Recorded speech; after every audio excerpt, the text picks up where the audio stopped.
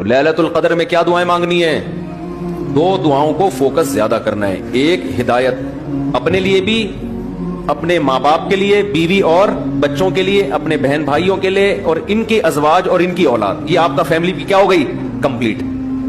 یوں دعا مانگے، اے اللہ عافیت والی زندگی دے، سیدھے راستے پہ چلا دے مجھے، میرے والدین کو، والدین میں باپ دادا سب آ گئے، نانا نانی سب آ گئے، میرے والدین کو، میرے بیوی بچوں کو، میرے بہن بھائیوں، ان کی ازواج اور ان کی اولاد کو.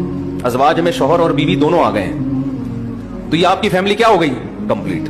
تو یہ سب کے لیے دعا کر دی. چند دعائیں بہت ضروری ہیں جو ان لیلۃ القدر میں آپ نے کثرت سے مانگنی ہے. ایک دعا سب سے پہلے میں نے بتایا کیا مانگنی ہے؟ ہدایت. بلکہ اس سے بھی پہلے اپنے گناہوں کی مغفرت، کیونکہ گناہ دعا کی قبولیت میں آڑ بنتے ہیں. اللہ کہتے ہیں تو میری تو کچھ بھی نہیں مانتا اور اپنی مجھ سے منوا رہا ہے. میں جب تجھے آزمائش میں ڈالتا ہوں تو کچھ بھی نہیں کرتا. تو پہلے اللہ سے معذرت کر رہے ہیں، معافی مانگے. جو میرے گناہ ہو چکے معافی چاہتا ہوں، میں اقرار کرتا ہوں میں غلط ہوں، تو میرے گناہوں کو کیا کر دے؟ معافی. بار بار مانگے اللہ سے.